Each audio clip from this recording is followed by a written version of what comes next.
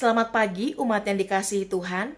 Syukur kepada Allah karena kita diberikan kesempatan yang baru untuk bisa merasakan dan menikmati hari yang Tuhan berikan. Semoga istirahat Bapak Ibu semalam baik dan hari ini bangun dengan kesegaran dan kekuatan yang baru. Kita akan sama-sama mengawali hari ini dengan membaca dan merenungkan firman Tuhan. Sebelumnya mari kita bersatu di dalam doa. Ya Tuhan, biarlah firman yang akan kami renungkan bersama menolong kami untuk bisa dibekali di dalam menjalani keseharian kami. Kami mau belajar untuk menjadi orang-orang yang setia dan bijaksana di dalam keseharian kami. Berkati hamba-Mu sehingga bisa menyampaikannya dengan baik. Di dalam nama Tuhan Yesus kami berdoa dan mengucap syukur. Amin. Saudara-saudara yang terkasih di dalam Tuhan, hari ini kita akan membaca satu bagian firman Tuhan yang terambil dari Matius pasal 24 ayat 45 sampai 51. Matius pasal 24 ayat 45 sampai 51. Saya akan bacakan untuk kita semua versi terjemahan baru kedua. Perumpamaan tentang hamba yang setia dan hamba yang jahat. Siapakah hamba yang setia dan bijaksana yang diangkat oleh tuannya atas orang-orangnya untuk memberikan mereka makanan pada waktunya?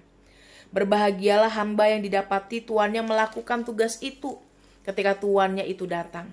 Sesungguhnya aku berkata kepadamu, tuannya itu akan memberi dia wewenang atas segala miliknya.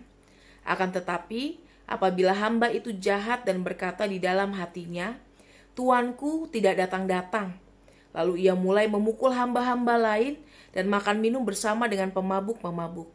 Tuan hamba itu akan datang pada hari yang tidak disangkanya dan pada saat yang tidak diketahuinya, dan akan memenggal dia dan membuat dia senasib dengan orang-orang munafik. Di sanalah akan terdapat ratapan dan kertak gigi. Demikianlah firman Tuhan. Saudara-saudara, hari ini kita akan sama-sama membahas sebuah tema mengenai kesetiaan yang teruji. Kalau kita mengamat-amati situasi lalu lintas di Jakarta, maka apa yang muncul dari benak saudara? Mungkin ada banyak di antara kita yang berpikir, aduh situasi lalu lintas Jakarta itu jelimet banget, riweh, rame. Karena bukan hanya ada pembangunan di jalan, di sana, di sini, saudara, ada banyak proyek. Tetapi karena itu ada kemacetan yang luar biasa. Dan itu semakin diperparah oleh keberadaan orang-orang yang tidak bertanggung jawab ketika mereka ada di jalan raya, saudara. Kalau misalnya ada yang ngawasin, kelakuannya benar. Kalau ada polisi, tiba-tiba jadi taat, saudara. Tapi kalau nggak ada, lawan arah semua. Kalau nggak ada di tempat yang bukan harusnya tempat putar balik, dia akan putar balik bikin jalan sendiri, saudara. Atau di trotoar orang bisa dengan gampangnya berkendara di sana, padahal harusnya itu jadi tempat pejalan kaki. Dan orang-orang yang demikian seringkali lebih galak dari yang negor. Itu kenyataan kita. Kalau diawasi, kalau ada yang nongkrongin yang merhatiin, baru tuh kelakuannya rada benar. Tetapi kalau nggak ada, cenderung seenaknya. Apa yang terjadi di jalan raya mungkin juga kita alami di dalam keseharian kita. Ada banyak orang yang ketika sadar ada yang memerhatikan atau mengawasi, cenderung menampilkan image yang baik, saudara. Menampilkan image yang ia ingin orang lain percaya tentang dirinya. Padahal, kalau nggak ada yang ngawasin, belum tentu seperti itu. Kalau kita melihat hal ini, fenomena ini, saudara, maka jelas bahwa ada orang-orang yang meletakkan kesetiaannya, kualitas dirinya, kebaikannya dalam pekerjaan hanya berdasarkan pengawasan orang lain. Padahal saudara, semua itu akan menjadi hal yang sangat-sangat teruji justru ketika kita sedang gak diawasi oleh siapapun. Kesetiaan kita akan teruji. Pekerjaan kita beneran baik atau enggak akan teruji kalau kita tetap mengerjakannya atau tetap setia bahkan saat tidak ada yang memerhatikan atau melihat kita. Dalam pembacaan kita, saudara, ada perumpamaan yang kemudian mengatakan bahwa ada seorang tuan yang mengangkat hamba yang dipercayakan sebuah tugas untuk mengepalai hamba yang lain.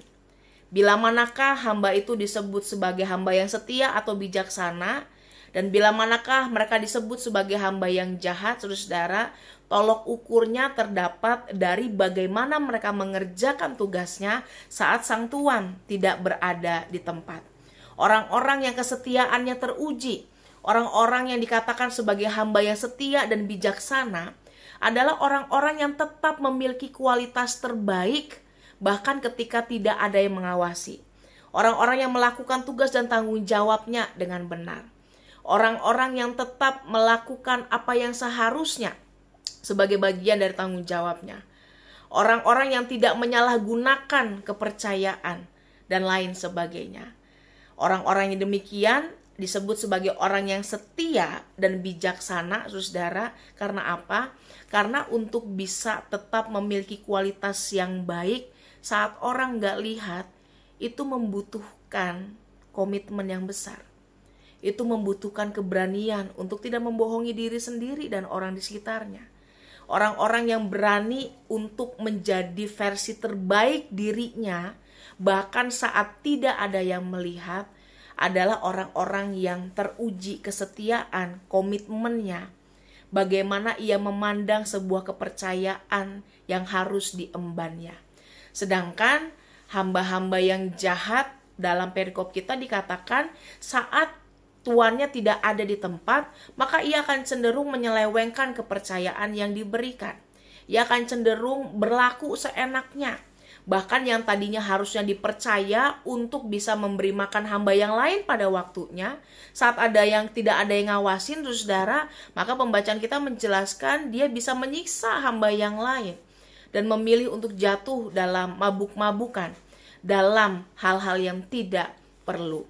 Ketika seseorang dalam kesendiriannya, ketika seseorang saat tidak ada yang memerhatikan, dalam ruang-ruang tersembunyinya, justru tidak menunjukkan kualitas yang semestinya seperti yang ia tunjukkan saat ada orang yang mengawasinya, merekalah yang disebut sebagai hamba-hamba yang jahat, yang tidak Tuhan perkenan. Yang menarik dalam pembacaan kita adalah, saudara, saat orang tetap melakukan bagiannya dengan baik, sekalipun tidak ada yang melihat dalam tanda kutip, maka kita tahu pembacaan kita menunjukkan bahwa Tuhan memperhitungkan hal itu. Mengapa? Karena hasil pekerjaannya itu akan teruji ketika nanti tuannya itu datang. Jadi berbahagialah mereka yang tetap berjuang untuk melakukan apa yang baik dan benar dalam kesetiaan itu, karena semua itu akan diperhitungkan Tuhan. Dan saat orang itu tetap melakukan bagiannya dan tahu-tahu tuannya itu datang, ia akan tetap berada dalam keadaan yang siap karena sejak semula dia melakukan tugas dan tanggung jawabnya. Dan berbeda dengan hamba yang dalam tanda kutip jahat dan cenderung menyelewengkan kepercayaan yang ada. Hari ini kita mau belajar untuk melihat, saudara, diingatkan bahwa jangan jadi orang yang setia, yang baik, melakukan hal yang benar hanya karena ada yang ngelihat kita secara fisik. Sadar, saudara, bahwa sekalipun gak ada yang ngeliatin kita secara fisik hadir bersama dengan kita, tetapi Tuhan itu omnipresent. Tuhan itu maha hadir. Bahkan dalam keadaan kita sendiri ini, saudara, dalam keadaan tidak bersama dengan yang lain, Tuhan ada bersama dengan kita, mengamati apa yang kita pilih untuk kita lakukan, melihat apa yang kita kerjakan, mengamat-amati bagaimana kita menjalani kehidupan kita. Apakah kita menjalankannya dalam kesetiaan, kebertanggungjawaban penuh, atau justru sebaliknya Tuhan lihat dan memperhitungkan hal itu. Jadi jangan pikir, saudara, karena gak ada yang lihat makanya aman. Enggak, segala sesuatu diperhitungkan. Apa yang kita buat secara sadar ataupun tidak sadar menjadi hal yang Tuhan perhitungkan pada kemudian kelak. Hari ini kita belajar untuk melihat, mari menjadi orang-orang yang yuk tetap setia, menjadi orang-orang yang tetap melakukan bagian kita dengan baik secara teruji. Mulailah dengan melatih diri kita untuk melakukan atau memiliki kualitas yang sama dalam seluruh hal yang kita kerjakan.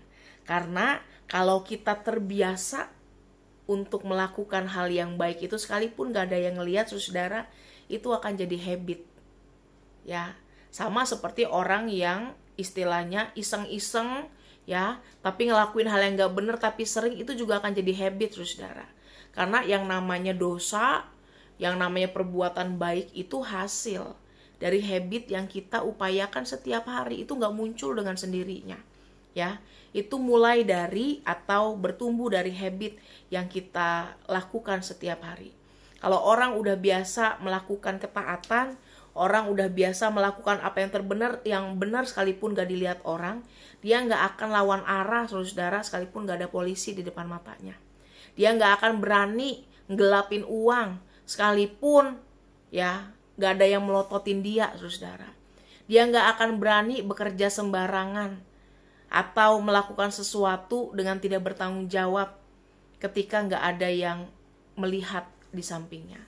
Mari kita tunjukkan kualitas kita, karena kita tahu bahwa mengikut Tuhan itu artinya juga berani untuk menguji diri kita dalam situasi-situasi yang tersembunyi. Kiranya Tuhan menolong dan menguatkan kita semua untuk melakukan bagian kita dengan baik. Mari kita bersatu di dalam doa. Tuhan berkati dan sertai kami sehingga di dalam keseharian yang kami jalani, kami boleh berjuang untuk menjadi orang-orang yang setia, yang menjalankan komitmen kami untuk melakukan apa yang benar dan baik dimanapun. Karena kami tahu Tuhan melihat kami. Karena kami tahu sejatinya kami tidak pernah benar-benar sendiri. Karena kami tahu Tuhan ada bersama dengan kami.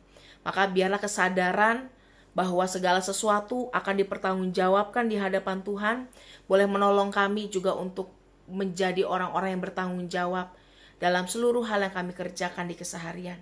Kami berdoa biarlah Tuhan memampukan kami. Kalau sebentar kami juga akan memulai dan melanjutkan hari kami, akan bekerja, menjalani aktivitas pada hari ini. Biarlah Tuhan yang juga menolong dan menopang kami sehingga kami bisa melakukannya dengan baik seperti kami melakukannya untuk Tuhan. Di dalam nama Tuhan Yesus kami berdoa dan mengucap syukur. Amin. Terima kasih saudara-saudara, selamat menjalani hari, Tuhan Yesus berkati. Bagi Bapak Ibu yang memiliki pergumulan khusus dan ingin didoakan, bisa menghubungi rekan-rekan pendeta di nomor berikut.